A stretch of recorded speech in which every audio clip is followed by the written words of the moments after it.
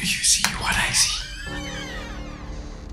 Jangan lupa untuk subscribe, share, dan nyalakan lonceng notifikasinya sebagai bentuk dukungan kamu. Do you see what I see? Yakin nggak mau dapetin t-shirt spesial kontributor keren ini?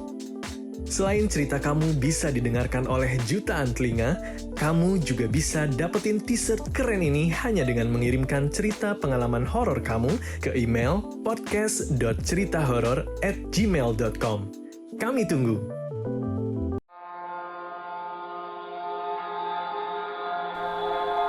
Assalamualaikum warahmatullahi wabarakatuh. Halo warga Sukawedi, saya Sari dari podcast Kopi Hitam. Ini cerita kedua saya di Do You See What I See.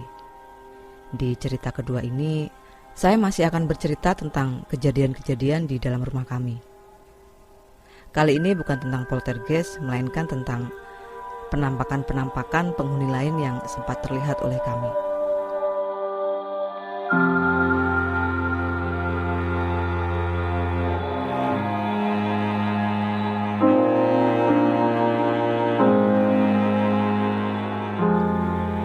Salah satunya yang dialami oleh anak bungsu saya, namanya Hijau. Umurnya 11 tahun. Dia cewek. Dia punya hobi ngedance. Di awal-awal pandemi, karena libur sekolah, setiap hari dia berlatih dance, terutama dance Blackpink. Kadang dia bisa ngelakuin kegiatan itu seharian. Suatu hari, saya pergi seharian sama kakaknya, Jernih, dan pulang menjelang sore. Dari luar rumah terdengar suara musik Blackpink yang lumayan keras. Saya pikir Hijau pasti lagi ngedance. Kami berdua mengucap salam sebelum masuk rumah, tapi gak ada jawaban. Saya pikir ini bocah gak denger karena musiknya terlalu kenceng. Lalu kami langsung masuk. Ternyata di ruang tengah tempat dia biasa ngedance gak ada siapa-siapa. Komputer nyala memutar video Blackpink dengan mode berulang dan dengan volume speaker yang lumayan keras. Lalu saya tengok ke kamarnya. Ternyata dia lagi meringkuk di kasur. Si kakak segera membangunkan si adik. Saya mencari suami saya. Ternyata dia juga lagi tidur di kamarnya. Lah, ini tadi seisi rumah tidur sementara Blackpink dibiarin konser sendiri. Saya langsung bangunin suami lalu masuk ke kamar anak-anak. Si adik belum bangun dari kasur, tapi begitu saya masuk kamar, dia langsung bangun. Kelihatan dari matanya, dia kayak gak habis tidur. Lalu saya tanya, "Adek, kenapa tidur sambil nyetel musik keras-keras?" "Gak apa-apa," jawabnya singkat. Tapi dari bahasa tubuhnya, dia kayak lagi ketakutan. Dan jawaban "gak apa-apa" itu adalah kode yang biasa dia ucapkan kalau lagi gak mau diganggu. Saya langsung paham dan gak coba mendesak. Beberapa hari setelahnya, dia baru cerita. Diawali dengan kalimat, "Bun, aku punya pengalaman horor." Menurut ceritanya, sore itu awalnya memang dia berniat latihan dance. Seperti biasa, di ruang tengah, dia nyalain komputer, lalu muter musik yang dia pingin. Kebetulan saat itu, dia muter lagu How You Like That milik Blackpink. Posisi ruang tengah itu benar-benar di tengah rumah. Jadi kalau semua pintu ruangan dibuka, akan terlihat ruang kamar anak-anak, ruang kamar kami, saya dan suami, ruang tamu dan dapur.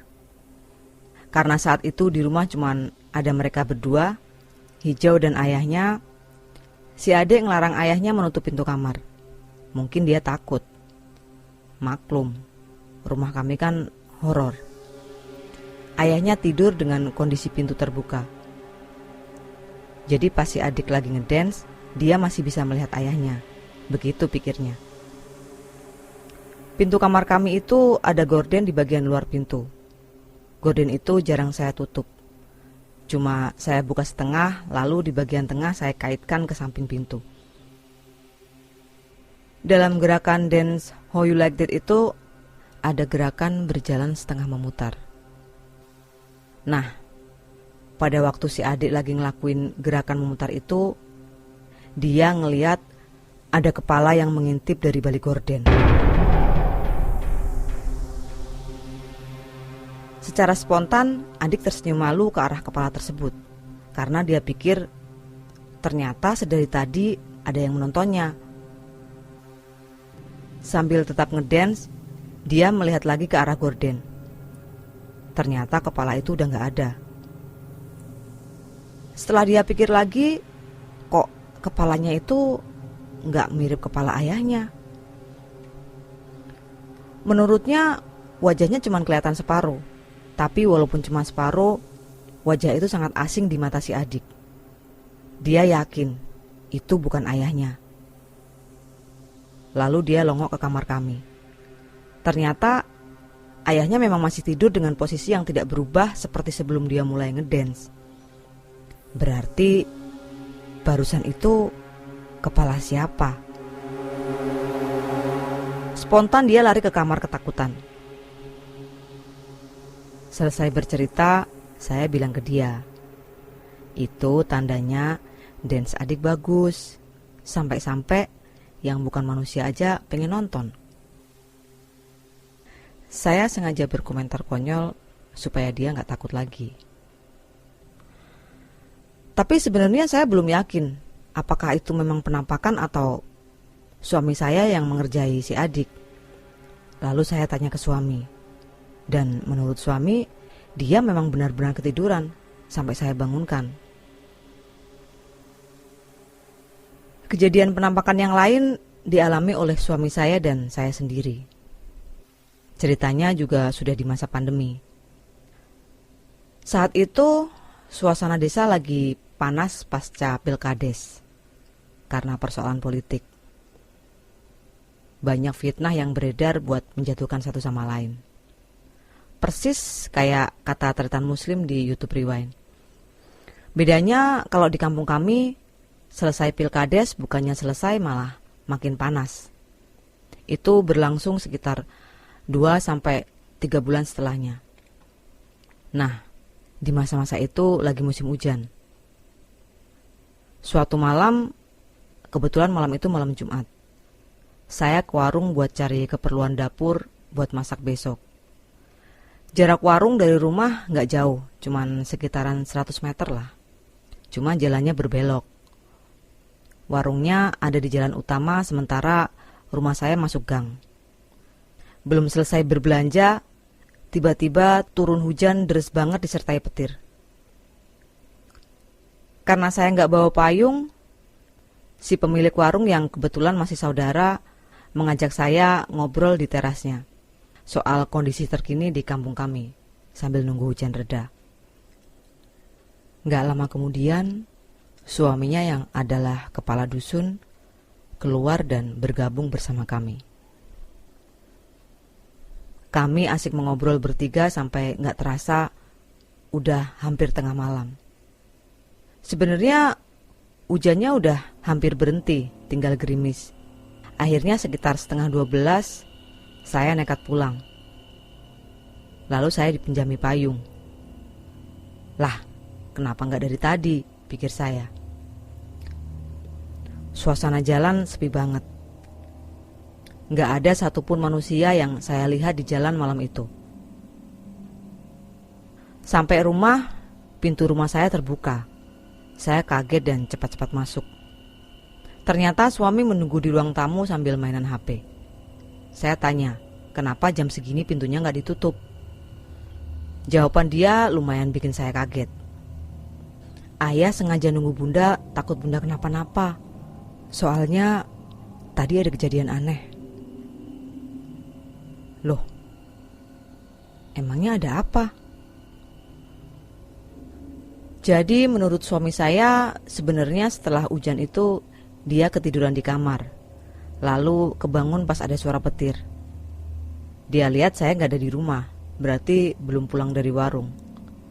Lalu dia buka pintu buat ngecek kondisi di luar. Dia berniat nyusul pakai payung. Tapi dia mau nunggu dulu sekitar 15 menit. Kalau belum pulang juga, baru dia nyusul.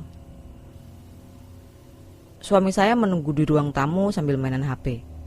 Pintu dibiarin terbuka. Tiba-tiba dari sudut atas matanya, dia melihat sepasang kaki berdiri di depan pintu.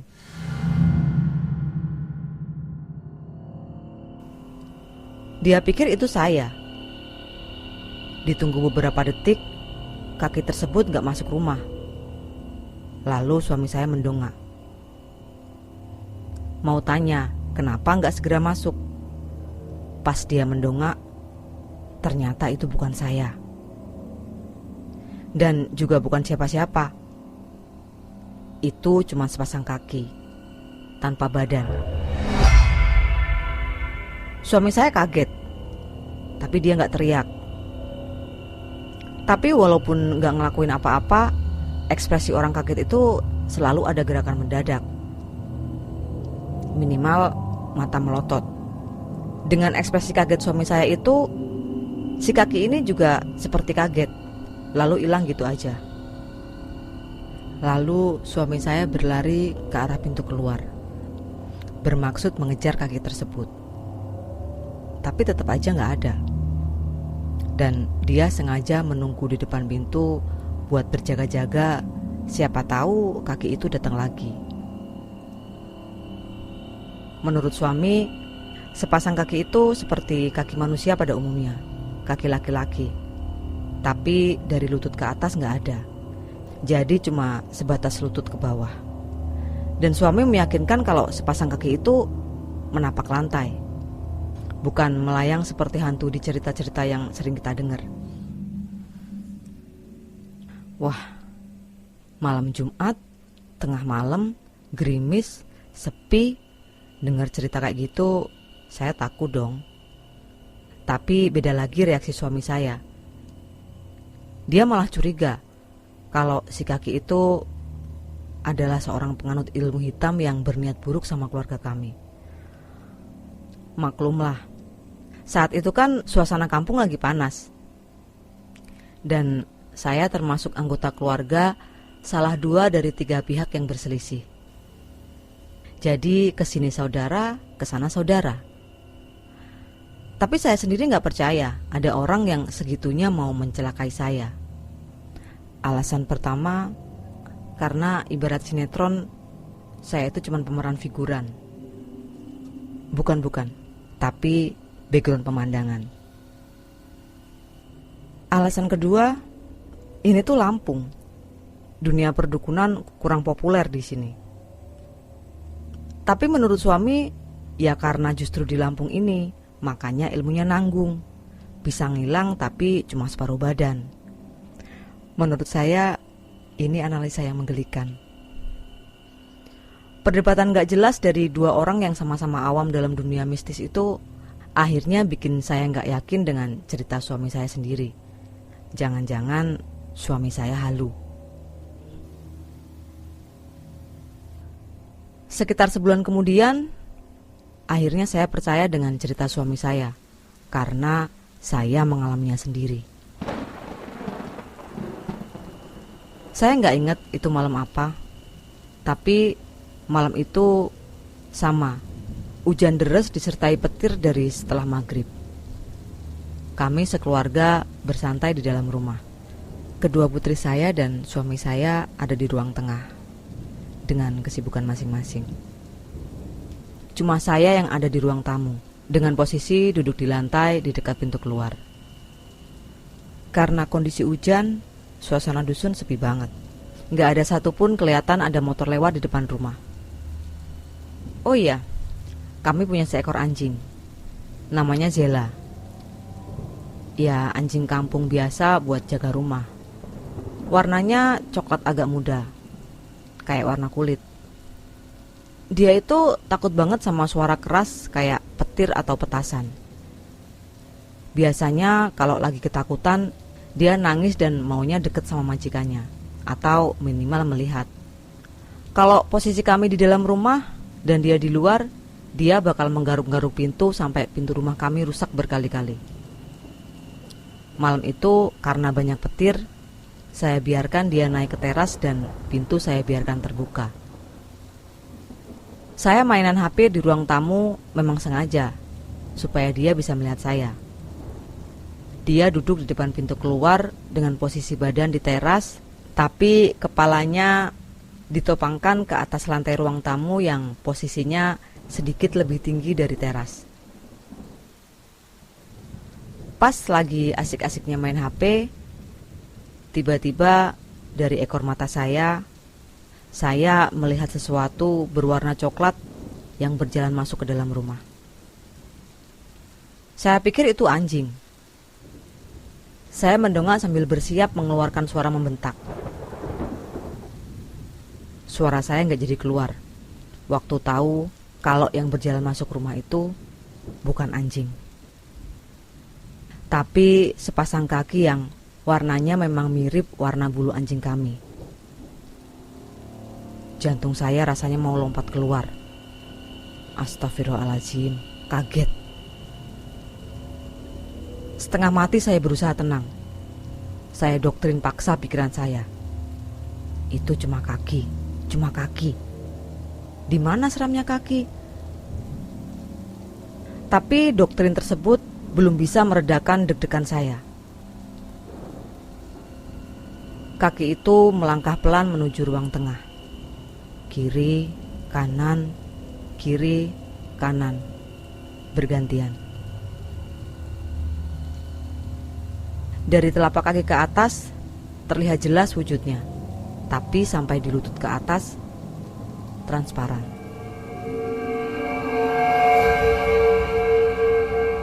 Untuk beberapa detik saya terpaku dengan pemandangan di depan saya. Setelah sepasang kaki itu hampir sampai di depan pintu penghubung ruang tamu dan ruang tengah, sepasang kaki itu menghilang gitu aja. Saya masih belum percaya dengan penglihatan saya. Saya mengucek mata, lalu melihat ke arah anjing di depan pintu. Dia masih dengan posisi yang tidak berubah. Saya tatap mata anjing itu. Dia balas menatap saya. Saya coba membaca pikirannya lewat tatapan matanya. Apakah dia terlihat ketakutan atau... Tapi sepertinya tatapannya biasa aja. Lalu saya melihat ke arah suami saya.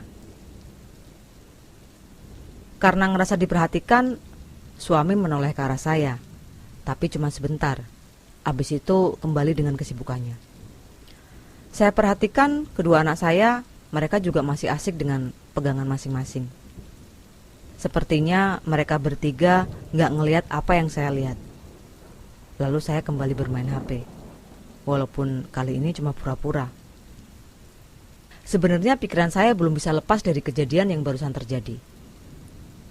Daripada takut, saya lebih merasa takjub. Akhirnya saya menjadi salah satu orang yang beruntung yang bisa melihat penampakan. Jarang-jarang kan orang bisa melihat penampakan sejelas ini. Setelah anak-anak tidur, baru saya menceritakan kejadian itu ke suami. Kami kembali ngobrolin soal siapa dan kenapa si kaki ini masuk ke dalam rumah. Menurut saya, dia masih penghuni rumah ini, karena anjing kami tidak bereaksi dengan kehadirannya. Anjing kami itu termasuk peka terhadap hal-hal ganjil dan asing yang dia pikir berbahaya dan mencoba mendekati rumah kami. Biasanya dia akan menggonggong atau menggeram. Tapi malam itu dia santai dan gak bereaksi apa-apa. Mungkin aja dia menganggap itu salah satu penghuni rumah kami yang berarti majikannya juga. Mungkin di antara kalian ada yang bertanya-tanya, kenapa mereka nggak kami usir? Menurut saya, baik kami maupun mereka sama-sama makhluk Allah. Nggak seharusnya kami merasa paling berhak meninggal di tempat ini.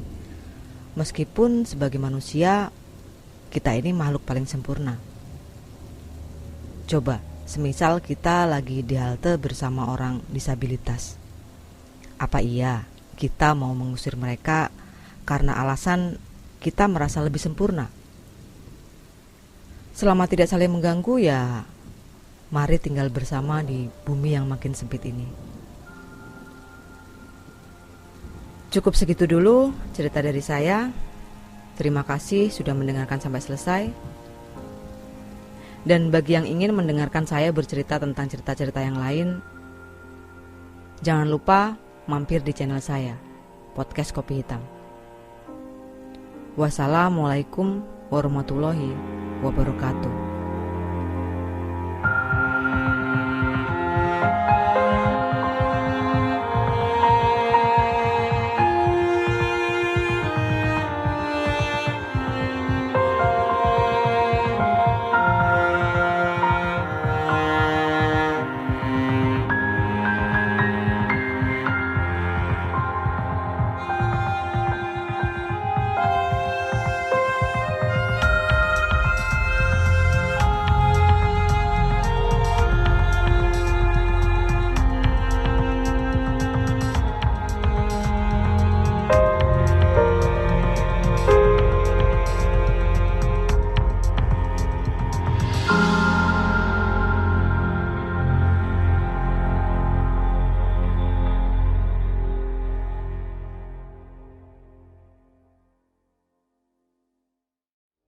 Kamu juga punya pengalaman horor?